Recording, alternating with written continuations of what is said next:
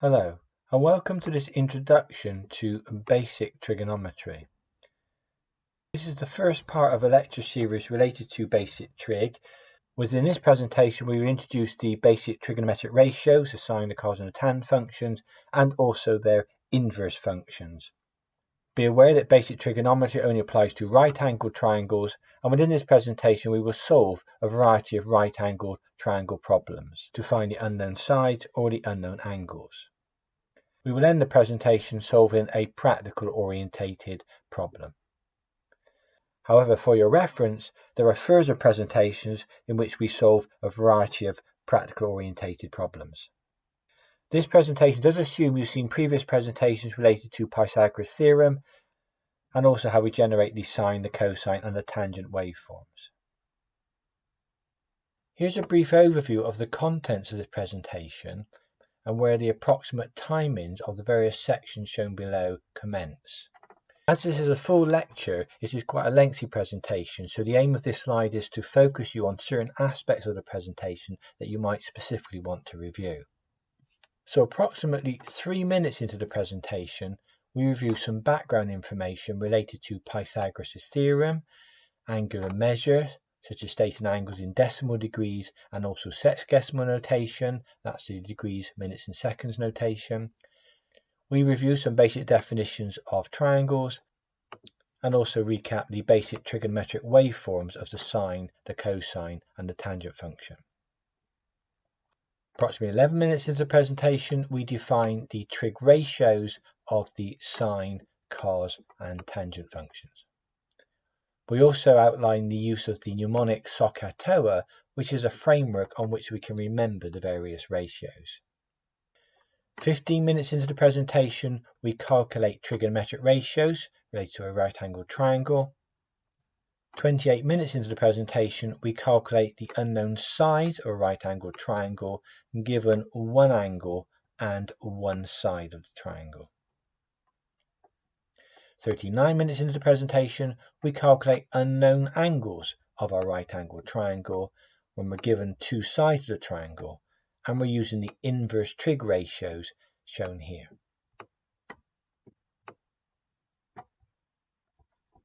49 minutes into the presentation, we solve a practical problem using basic trig ratios. This is basically a contextualized problem. And finally, 54 minutes into the presentation, we outline some tutorial questions for you to attempt on your own. As mentioned previously, there are other parts to this basic trigonometry series, and these will review further applications of basic trig. Once you are confident with the material in this presentation, I would encourage you to review those further presentations.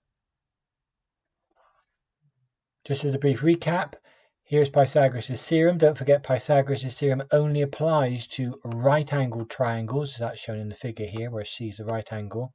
And it states the square of the hypotenuse, so that's C squared using notation of the figure 1, is equal to the sum of the squares of the other two sides. In this case, the other sides are A squared, and side B here, this is the B squared.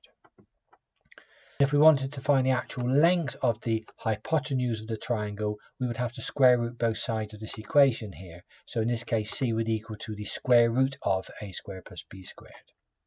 That's just a basic statement of Pythagoras' theorem, which is outlined in a previous presentation. Just a brief review here of measurement of angles. We're probably very familiar with the decimal system, the 36.5 degree type angle, but there is also something called a sexagesimal notation, which is another way of specifying angles, but this time in what's termed degrees, minutes and seconds. Within this presentation, we will be using both the decimal degree and the sexagesimal notation. So angles may be expressed in degrees using the symbol shown here, using decimal numbers, or in sexagesimal notation. That's in degrees, shown using this notation, in minutes, using this notation, and also in seconds, using this notation.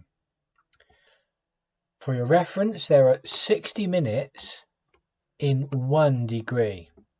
And there are 60 seconds in 1 minute.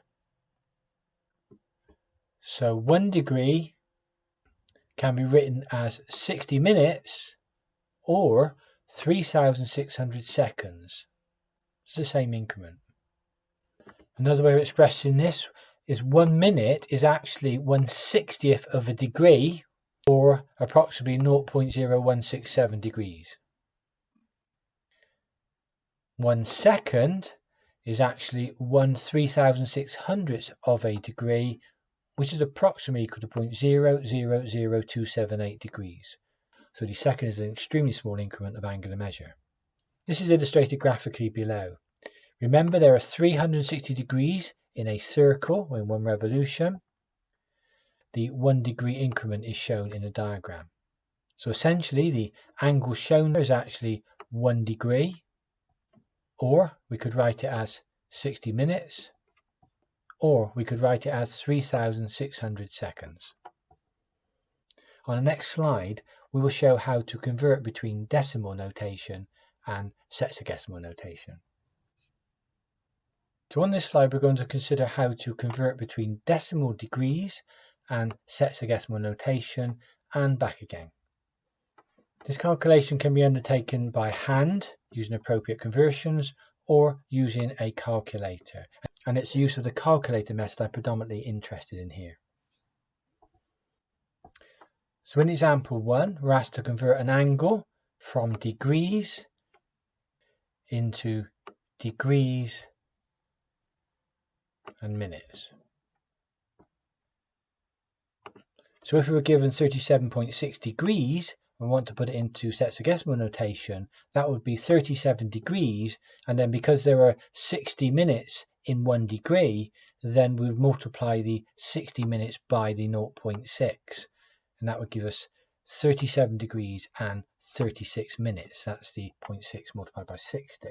But I don't really want us to engage with the hand calculations. I prefer us to use the calculator for quickness. On your scientific calculator, you should see a button shown here with the notation of degrees, minutes, and seconds. Some calculators do actually show this as DMS, where the D stands for degrees, the M stands for the minutes, and the S stands for the seconds. But basically the conversion is quite straightforward using the calculator. So my calculator, if I want to convert the 37.6 degrees into sexagesimal notation, I simply type in 37.6, I press equals, and then I press my DMS button, and the answer then should be shown at 37 degrees and 36 minutes. I would encourage you to stop the presentation for a moment and just attempt this calculation. You type in 37.6 on your calculator, you press equals, and then you press the DMS button, and you should see 37 degrees and 36 minutes. Example 2 shows the conversion now from degrees and minutes into decimal degrees. So the hand calculation shown on the left hand side, so you'll be interested in that, but I want to go straight for the calculator usage here. On the calculator, if I was to type in 37 degrees and 36 minutes, I type 37 and then I press my DMS button, so the calculator knows that was 37 degrees. I then type in 36 and press the DMS button again, and now the calculator knows that's 36 minutes. If I had seconds, I would then type the number of seconds in and again press the DMS button. Once I've entered my degrees, minutes and seconds, I simply press the equals button, then the DMS button one more time, and that should show me the value now of 37.6 degrees. So if you can master the use of the DMS button on your calculator, that's all you'll need to use when converting from decimal degrees to sexagesimal notation and vice versa. Just a brief word about trigonometric ratios and the use of the scientific calculator. On your calculator, you will no doubt have a mode key. And this is a key that's used to change the mode from angles in degrees, denoted DEG, radians, denoted RAD, and also grades, denoted GRAD. So for the work we're going to undertake in this presentation, we need to ensure our calculator is set in the DEG mode for degrees. That means all the angles we're going to use in our calculations will either be in decimal degrees or in sexagesimal notation. Just to recap some basic triangle terminology, which I'm sure you're already familiar with. Don't forget that acute angles are angles less than 90 degrees. A right-angled triangle has one of its angles at 90 degrees, shown in the figure here. And the side opposite the right angle is termed the hypotenuse. So in this case, there's the hypotenuse opposite the right angle, always the longest side of the triangle. An isosceles triangle has two sides, shown here, and two angles, shown here, the same. It has one plane of symmetry that's shown here, which allows us then to form a right-angled triangle within the isosceles triangle. And finally, the equilateral triangle has all three sides equal, so this side, this one, and this one are all equal, and all the internal angles are also equal. They're 60 degrees, so these angles here would actually be 60 degrees. It has three planes of symmetry shown here. Let's consider trigonometric ratios for right-angled triangles. So trigonometry is all about the measurement of the sides and the angles of triangles and their relationship with each other.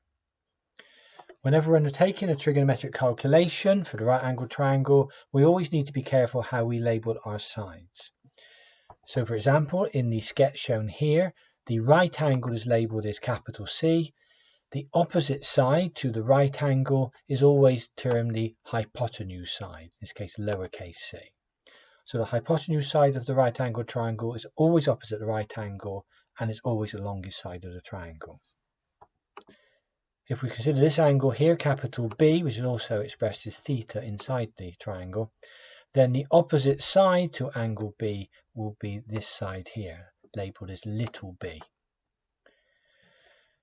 The remaining side of the triangle, which will be opposite angle capital A, will be termed the adjacent side of the triangle, and that's denoted as lowercase a. So that notation of using capital letters to define angles and lowercase letters to define sides will be used throughout the work we're going to look at. And of course the notation will change. This is shown ABC. We could use X, Y, Z, P, Q, R, etc. As stated previously, the trigonometric ratios we're considering only involve acute angles because the angles in a right angled triangle shown at A here and shown at B here are less than 90 degrees. They're acute angles. So we're only interested in the 0 to 90 degrees or the first quadrant of the sine and cosine waveform, and of course only interested in the first quadrant of the tangent waveform. And just note for reference, this symbol here is the Greek letter theta, and we often use theta to denote angles. We also can use alpha, beta and gamma, etc.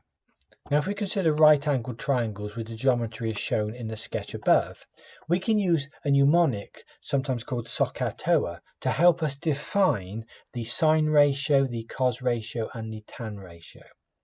So in the first part of the mnemonic, the SOC part, that stands for sine of the angle is equal to the opposite side of our triangle divided by the hypotenuse.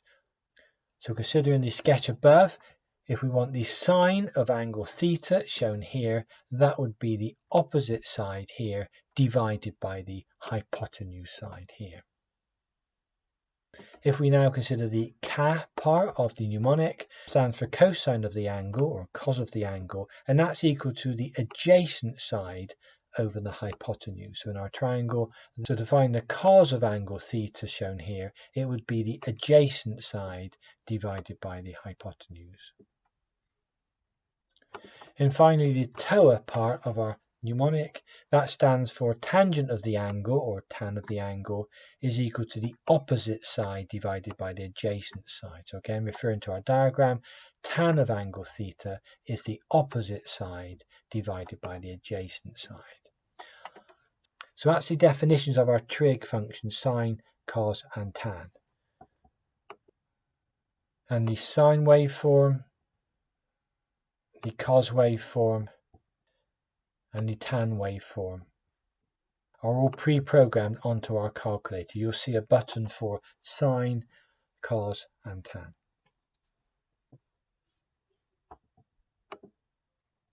So let's define some useful trigonometric ratios. In exercise 1, we're asked to find the following values using calculators.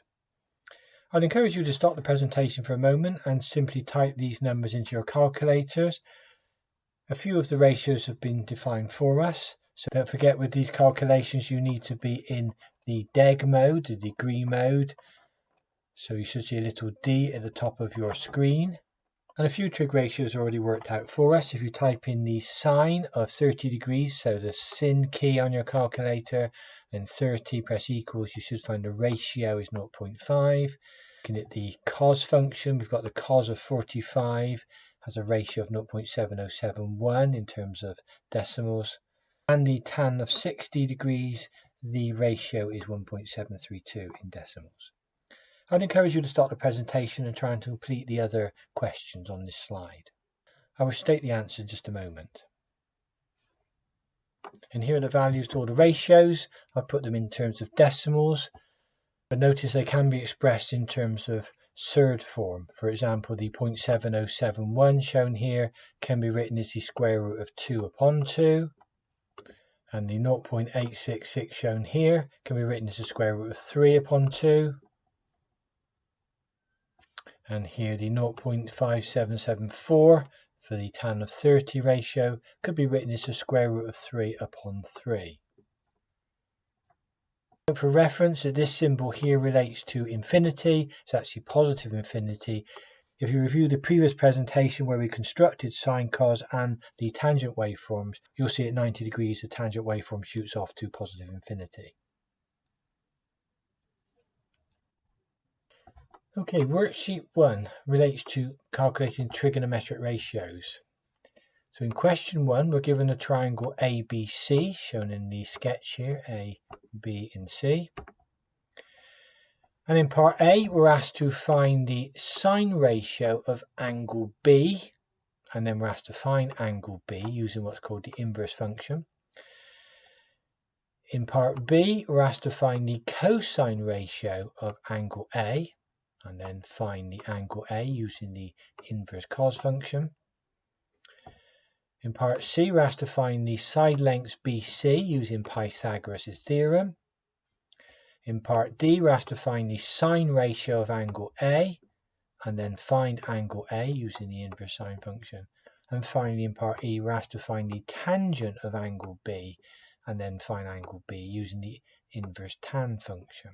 And you'll see these inverse tan functions on your calculator. They're normally a second function key on the calculator. The answers are shown here, A through to E. If you think you can attempt this question without further assistance, I would encourage you to stop the presentation and do so, but I will work through the entire question on the following slides. So question 1, part A, we're asked to find the sine ratio of angle B initially, and then we're going to find angle B. So angle B is shown here on the right hand side. So first thing we need to do when we're dealing with a trig problem is to label our sides. If we're considering angle B, then the opposite side to angle B will be the 2 shown over here. This will be the opposite side. We know that the hypotenuse is always the longest side, always opposite the right angle. So the side length 3 here, that's the hypotenuse side. And then the remaining side is going to be the adjacent side. So from our mnemonic on the previous slide, the SOHCAHTOA, the SOC part stands for the sine, in this case of angle B, is equal to the opposite side divided by the hypotenuse. So in this case, the sine of angle B is equal to, the opposite side is 2, and it's divided by the hypotenuse, which we can see is 3. So that's what's called the sine ratio. The sine of angle B, the sine ratio of angle B is 2 upon 3. So 2 upon 3 is actually 0.6 recurring, and on our sine wave shown here, the 0.66 ratio will be somewhere up here. The ratio is on the vertical axis of the waveforms. So if we draw a line horizontally across it about 0.66 recurring, and we see where it hits the waveform, there, and we can project down to get the angles. The angles here on the horizontal axis. So that looks like it's something in the region of 40 degrees from the diagram. So to actually find the angle B, in this case, we need to use the sine to the negative 1 function on our calculator. So type in sine to negative 1 on the calculator, that's an inverse function usually, of the 2 upon 3 in brackets. The angle B is 41.8 degrees to 1 decimal place, which is approximately what we see from the diagram. So notice the difference between the sine ratio of angle B, that's 2 upon 3, and the actual value of angle B, which we get from the inverse sine function. Question 1, part B, we've now got to find the cosine ratio of angle A, and then we'll find angle A. So now we're considering angle A, which is shown here on our sketch. So now the opposite side to angle A will be this side over here. I'll label it little a. The hypotenuse hasn't changed. That's always the longest side, always opposite the right angle. So that means the side here will be the adjacent side this time. So notice between part A and part B of the question, the opposite and adjacent side have swapped their positions because we're looking for the ratio of a different angle. So again, from our mnemonic, SOHCAHTOA, the K part relates to the cos of the angle, in this case angle A, and that's equal to the adjacent side over the hypotenuse. So in this case, cos of A is equal to, the adjacent side is now 2, and the hypotenuse is still 3. So again, for a ratio of 0.66 recurring, the 2 upon 3, but this time we're considering our cosine curve. If I draw a line horizontally across at the ratio of 0.66 recurring and see where it hits my curve and project down to the horizontal axis and read off the angle here, it looks about 46-ish, 47-ish degrees. So to find the actual angle A as opposed to the ratio, we will use the inverse cos function. That's cos to the negative 1. And that's equal to 48.2 degrees from our calculator. Question 1, part C, we're asked to find the lengths BC using Pythagoras' theorem. So recording Pythagoras' theorem, c squared equals to a squared plus b squared. If I label my sides, this is angle C, so this will be side little c. This is angle A shown here, so this will be side little a. And this is angle B shown here, so this will be side little b. So labeling my sides of my triangle appropriate to the designation of the angles. So from the equation, c squared equals to a squared plus b squared, in this case c is 3 squared, and that's equal to the a, in this case we do not know, so that's just a squared, and we add that to the b squared, which would be 2 squared. Rearranging the equation, I'm going to subtract 2 squared from both sides of the equation, so rewriting the a on the left hand side, so now a squared is equal to 3 squared, subtract the 2 squared. Evaluating, that's a squared is equal to 9, subtract the 4. So therefore a in this case is equal to the square root of 5. 9 subtract the 4 is 5. So we now know the side value here, square root of 5. I'll leave it in the surd form for accuracy purposes. So question 1, part D, we're now asked to find the sine ratio, but this time of angle A, and then find angle A. From our SOHCAHTOA again, the sine of angle A in this case, this angle here, is the opposite over the hypotenuse. So again, if we label our triangle, opposite side to angle A will be this side here. The hypotenuse always the same side in this problem, and so this would be the adjacent side. So inserting the values into the sine function, sine of A is equal to the opposite side, that's now the square root of 5 divided by the hypotenuse, which is 3. That's approximately equal to 0.745 as the ratio in decimals. So from our waveform, the 0.745 is somewhere up here on the vertical axis. And drawing the line down so it hits the horizontal axis, we can pick up the angle, and again it would look like something 46, 47, 48 degrees. But we can find the actual angle from our calculators as angle A is equal to sine to the -1 of the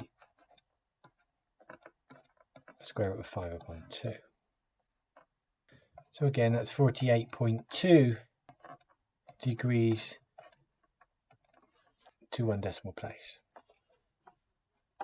And that's the same as we found on the previous slide. In this case, we'd use the cos function as opposed to the sine function. And finally, question 1, part E, we're asked to find the tangent of angle B and then find angle B using the inverse tan function.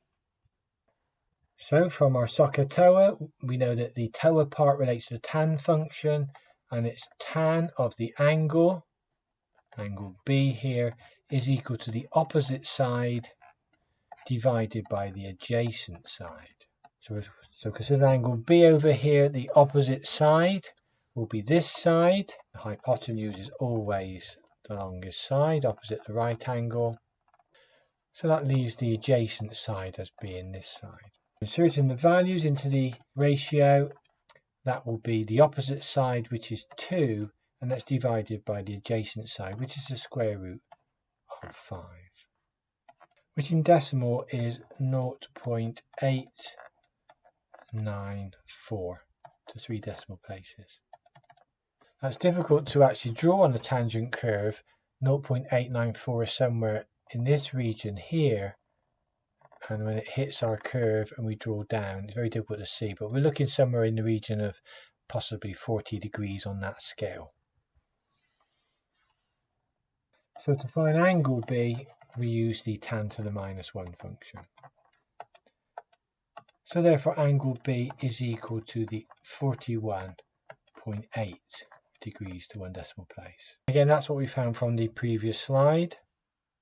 But in this case, we'd use the sine function to find the angle. So now we're going to use the trigonometric ratios to find the unknown side lengths of right-angled triangles.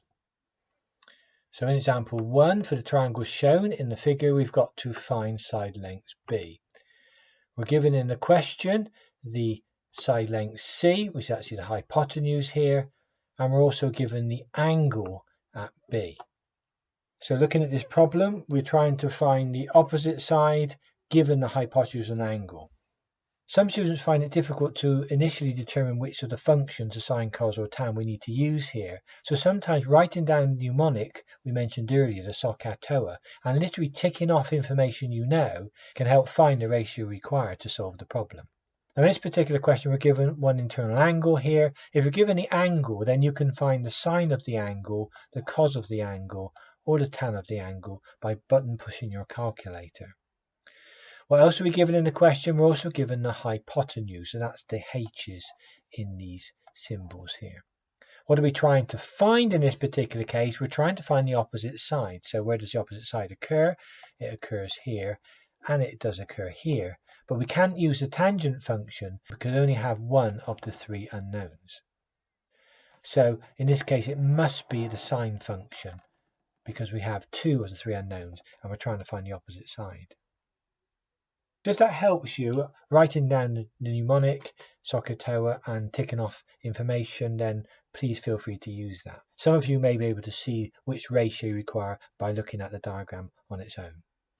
So writing down our ratio, sine of the angle is 38 degrees, is equal to the opposite side, which is B in this case, divided by the hypotenuse, which is C. What we need to do is to rearrange the equation to make side length B what we're trying to find the subject. So I need to multiply both sides here by side length C. So in this case, turning the equation round for B on the left-hand side, B is equal to C multiplied by the sine of 38 degrees.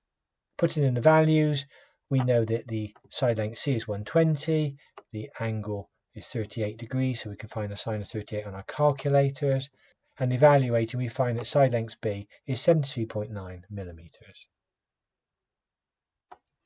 Example 2, we're asked to determine the length of side B, which is shown here in the triangle. In this case, we're given angle A of 60 degrees, the internal angle shown here, and we're also given side length A of 4.85 meters.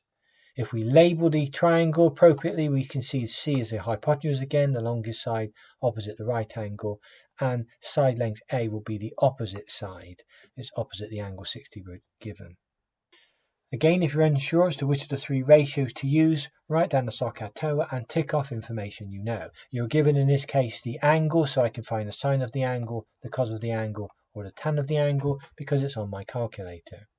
I'm also given in this case the opposite side, so I've got the O's, and I'm trying to find in this case the adjacent side, which is side length B. So the adjacent side occurs here and it occurs here.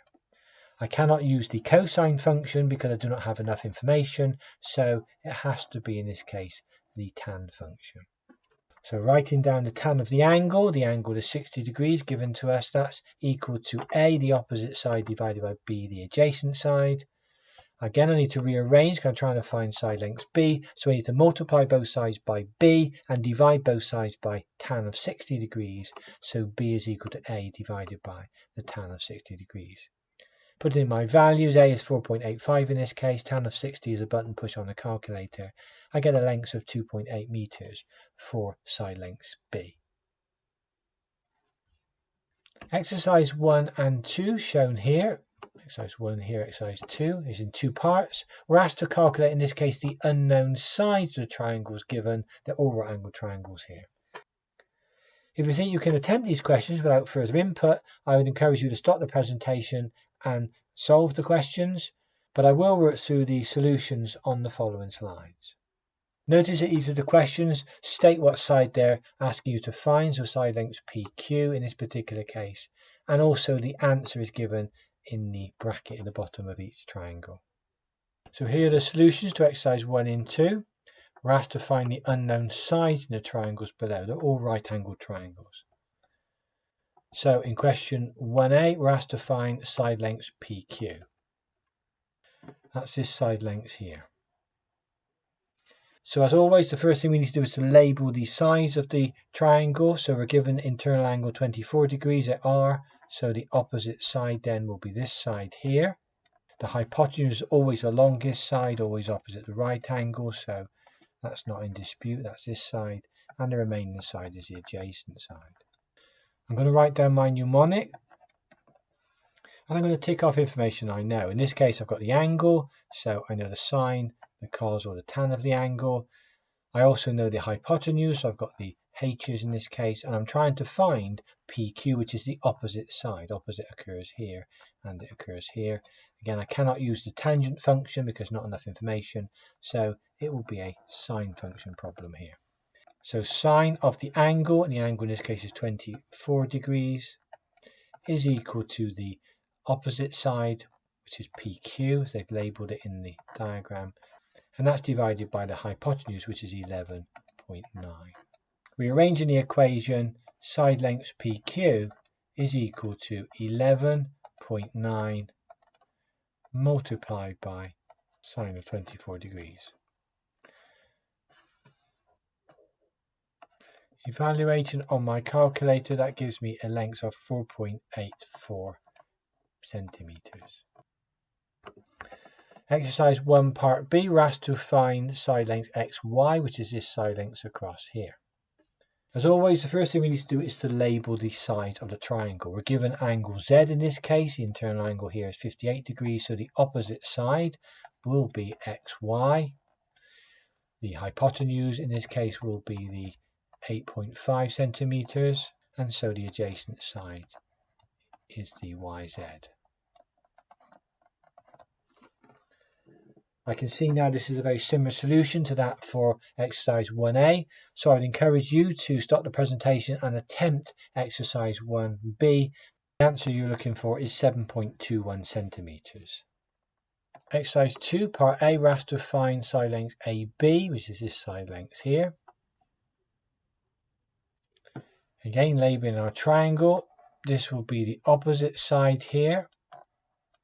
This will be the hypotenuse. This must be the adjacent side. Writing down our SOHCAHTOA. Again, we're going to tick off information we know. We've got the angle of 21 degrees, so we've got the sine of the angle, the cos or the tan of the angle. We're also given a hypotenuse, so I've got the h's here. What side are we trying to find in this case? We're trying to find AB, and that's the adjacent side here. So it's the A we are trying to find. So we can clearly see we cannot use the tangent function because there's not enough information, so we'll definitely be using the cosine function. So cos of the angle, and the angle here is 21 degrees, is equal to the adjacent side, which is AB, and that's divided by the hypotenuse, which is 7.8. Arranging the equation, I need to multiply both sides by 7.8 here, so AB is equal to 7.8 multiplied by the cos of 21 degrees. And that's equal to 7.28 centimeters to 2 decimal places. Finally, question 2, part B, we're asked to find side length PR, which is this side length here. So labeling our sides, we're given angle 31 at P, so the opposite side will be this side here. This is the hypotenuse, the longest side opposite the right angle, and this is the adjacent side here. Writing my mnemonic down, the SOHCAHTOA, and then ticking off information we know. We've got the angle given again, 31 degrees in this case, so we've got the sine of the angle, the cos or the tan if we need it. We're also given the adjacent side, so we've got the A's in this case. And we're trying to find the side length PR, and PR is actually the hypotenuse side. We're trying to find the H's in this particular question. So I cannot use the sine function, not enough information, so it's definitely going to be the cos function.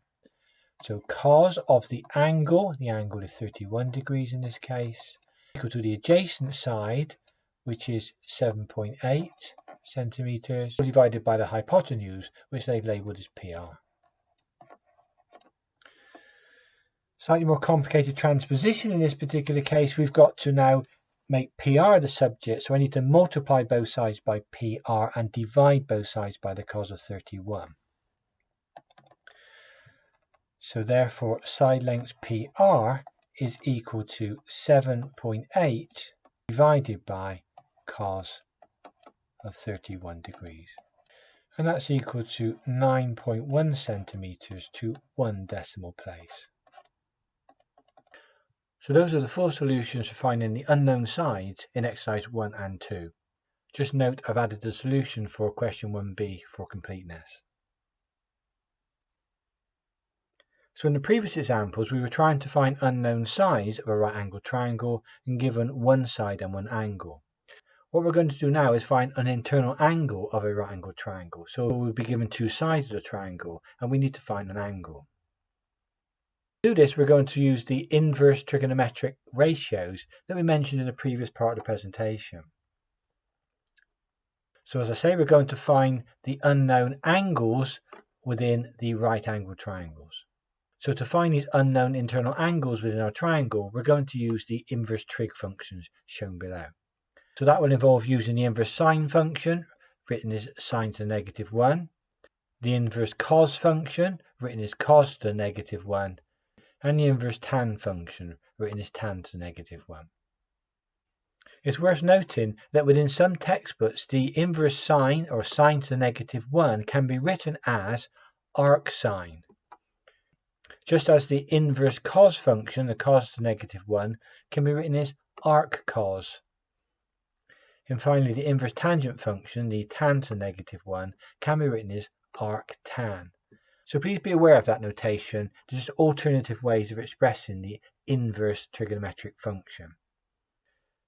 Within the solutions on the following slides, I will try and use both notations for your reference. Here is exercise 3 and 4, which again I would encourage you to attempt. We're asked to solve the triangle. Now, solve the triangle means find all the unknown sides and all the unknown angles. The answers are shown below each of the triangles in these brackets. Just note for reference, the angle given in question 4a is in degrees and minutes. It's 33 degrees and 33 minutes. And if you undertake the conversion to decimal degrees, as we've shown previously in this presentation, you'll find the answer is 33.55 degrees, or 33.6 degrees to 1 decimal place. I would strongly encourage you to stop the presentation and attempt these questions, but the full work solutions are shown on the following slide. Okay, exercise 3 and 4, here are the solutions. First thing we do, as always, is to label the sides of the triangle. Considering question 3a here, we have to find angle C. I once asked a student, how do you find angle C? And he said, look on the map. Sorry, it's a joke that always makes me chuckle. So if this is the angle we're trying to find, angle C shown here, then this side will be the opposite side. So the longest side opposite the right angle is always the hypotenuse, and so this must be the adjacent side of the triangle. So in question 3a, we're given the two sides of the triangle, the opposite and the hypotenuse. We need to decide which of the three trig functions to use, the sine, the cos, or the tan. Some of you may see that straight away, but if not, don't worry about it. Just put down your mnemonic, the SOHCAHTOA. I'm just going to tick off information that I know. What do I know this time? I know the opposite side, so I'll tick the O's. And I also know the hypotenuse side, so I'll tick off the H's. What am I trying to find this time? I'm trying to find the angles. So that occurs in the sine of the angle, that's the S, the cos of the angle, the C, or the tan of the angle, the T. Obviously, the one with the most ticks here is the one we have most information for, so it must be the sine function in this case. We're using the sine function. Sine of the angle, they've called that C in this case, is equal to the opposite side, and that's 2.8 in this case, so 2.8. That's divided by the hypotenuse. So the hypotenuse in this case is going to be 7.4. So for our sine function, the sine of angle C is equal to the opposite side, 2.8, divided by the hypotenuse, 7.4. That gives a sine ratio of 0.3784 to 4 decimal places. So now we have the sine ratio for C. So angle C is equal to the sine to the -1 arc sine, 0.3784. And from my calculator, using the inverse sine function, I get 22.23 degrees. As the question says to solve for all the unknown angles in all the unknown sides, I need to find angle A in this case. Now we know that the three internal angles of a triangle add up to 180 degrees. We know this is a right angled triangle, so that angle there is 90. So angles A and C in this triangle have to add up to 90 degrees. So to find angle A, it's simply going to be 90 degrees minus angle C. So in this case, that equals to 90 degrees minus the 22.23 degrees. So that's equal to 67.77 degrees. And finally, we need to find the unknown side, which is the adjacent side shown here, the side labelled B to C. And we're going to use Pythagoras' theorem to find that side. So we're going to find side lengths BC using Pythagoras' theorem. So from the above triangle, we can see that the hypotenuse is 7.4 and the side AB is 2.8. Writing down Pythagoras' theorem for this triangle, that's 7.4 squared, the square of the hypotenuse. So that's equal to the sum of the other two sides squared. So in this case, that's 2.8 squared added to BC squared. Rearranging, side length BC is equal to the square root of 7.4 squared minus the 2.8 squared. Therefore, from my calculator, length BC is equal to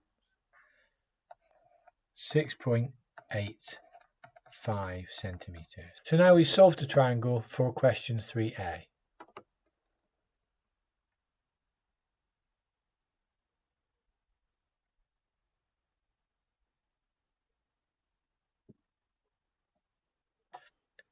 Okay, the solutions to the other questions are now shown on this slide for your reference.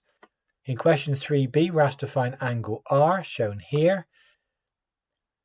So knowing angle R, we can find the opposite side, which is shown here as 3.1 centimeters. We've got the hypotenuse side given to us in the question, 11.2 centimeters. The remaining side of the triangle we label as the adjacent side, shown as QR. As the information in this question is very similar to that in 3a, we can see that again we will use the sine ratio, so it will be sine of r is equal to the opposite side, 3.1 in this case, divided by the hypotenuse, which is 11.2. Taking the inverse sine or the arc sine, then r is equal to 16.1 degrees. We find p in the same way we did in question 3a. We just take angle R from 90 degrees and the angle P is equal to 73.9 degrees. I'm working to one decimal place here. And finally, if we want to find the lengths of side QR, we use Pythagoras theorem, again as shown in question 3a, and the length is 10.76 centimeters. So there's the solution for question 3b, very similar to that for 3a. We now look at question 4a. We're asked to find angle A. In this question is angle A. Side opposite angle A is labelled the opposite side. Again, we're given the hypotenuse in this case, which is 4.2 centimeters, the longest side here. And so the adjacent side shown over here is 3.5 centimeters. Because I'm given the adjacent side and the hypotenuse side, I will be using the cos function. If again you're unsure as to which of the trig functions to use, write down the SOHCAHTOA as we did in question 3a, tick off information that you know from the question and decide what you're trying to find, and that will then highlight which of the ratios to use. In this case it's the cos ratio. So the cos of angle A in this particular case is going to be the adjacent side, 3.5 centimeters, divided by the hypotenuse, 4.2 centimeters. And again, to find the actual angle A here, we need to take the inverse cos function, that's the cos to the negative 1 or arc cos of the 3.5 divided by the 4.2. That gives an angle A of 33.6 degrees. We simply take 33.6 degrees from 90 degrees to find angle C, which is 56.4 degrees. I'm working to one decimal place here for angles A and C. And again, as we did in question 3a, we can find the lengths of side BC using Pythagoras' theorem. It's 2.32 centimeters.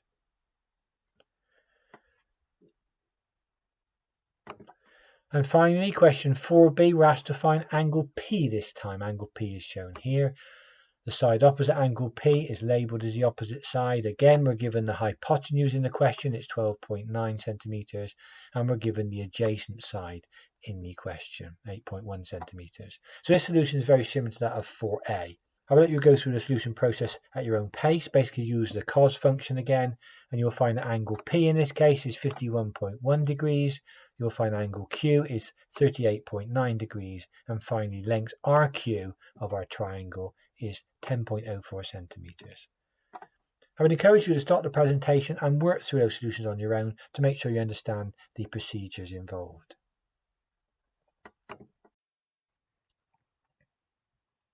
Exercise 5 is a practical application of trigonometric ratios. A concrete fence post labelled TY, shown here in the diagram, is supported by two wire ties labelled XY and YZ. Here is X to Y and here is Y to Z. They both have the same length. We're asked to determine the angle TXY. That means the angle at X, shown here. And also the length of the wire XY, this length up here. In the question, we're given two dimensions. We're given a dimension x to z of 195 centimeters, and we're given the height of the post, ty, is 108 centimeters. If you think you can attempt this question without further assistance, I would encourage you to stop the presentation now and attempt the question. The answers are shown here in the brackets, but I will work through the solution on the following slide. Just note in the answer, this angle x is given in terms of degrees, minutes, and seconds. So here's the solution to exercise 5. The question requires us to find angle TXY, that's basically the angle at x, shown here. The question states that the lengths of XY and YZ, which are the wires, are the same. That means the structure is symmetrical here. So the angle at x is the same as the angle at z. We know the dimensions between x and z is 195 centimeters, so due to the symmetry we can calculate the length of x to t. So the length xt is simply 195 divided by 2, that's 97.5. We can clearly see that at t we have a right angle, so now we have a right angle triangle which we know two sides. We know the side x to t is 97.5 and we know the side t to y is actually 108 centimeters. Using our basic trig ratios, we'll be able to find now the angle at x. I'm just going to resketch the right angle triangle for convenience. So we're trying to find angle x in this triangle. So the side of 108 centimeters is the opposite side to that angle. We know that the side xy, the largest side, is always the hypotenuse. So the 97.5 centimeter side would be the adjacent side. So in this particular question then, we are given the opposite side and the adjacent side. Some of you will know instantly which of the trig ratios to use, but if you're not sure, don't worry about it. Just put down the SOHCAHTOA mnemonic and tick off information that we know. What do we know? We know the opposite side, so I have the O. We know the adjacent side, so I have the A's. What are we trying to find in this case? We're trying to find the angle which appears in the sine of the angle, the cos of the angle, the tan of the angle. So it's clearly seen that the tangent function is what we require here. It has the most information. So tan of the angle is x in this case, is equal to the opposite side, that's 108 centimeters, divided by the adjacent side, that's 97.5 centimeters. Don't forget, when we're trying to find the angles, we need to use the inverse function. In this case, we're going to use the inverse tan function. So angle x is equal to, and I'm going to use notation arctan here, arctan of 108 divided by the 97.5. Just notice that arctan is the same as tan to the negative 1. My calculator, using the inverse tan function, we can find the angle x, and that's 47.9 degrees. That's to 1 decimal place. If you want to convert that to degrees, minutes, and seconds, press your DMS button, and you'll get 47 degrees, 55 minutes, and 29 seconds. So now we've found the angle at x. We need to find the length of the wire to finish the question. So part 2, find length xy. To do this, we're going to use Pythagoras' theorem. So in this case, the hypotenuse side is xy, so xy squared, and that's equal to the sum of the squares of the other two sides. So in this case, 108 squared added to the 97.5 squared. So evaluating xy is equal to 145.5 centimeters. Just notice the answer on the sheet is written in terms of meters. So that's 1.455 meters. That's the solution to exercise 5.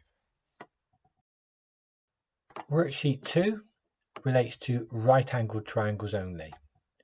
In question 1a, ABC is a right-angled triangle where angle B is 90 degrees, so that's key to the question. Question 2a, be careful the way the question is worded, it sometimes confuses students, but it's actually quite a straightforward problem to solve. In a right-angled triangle, the side adjacent to one of the acute angles The question suggests that we sketch all the triangles, and I would strongly encourage you to sketch the triangles in every question.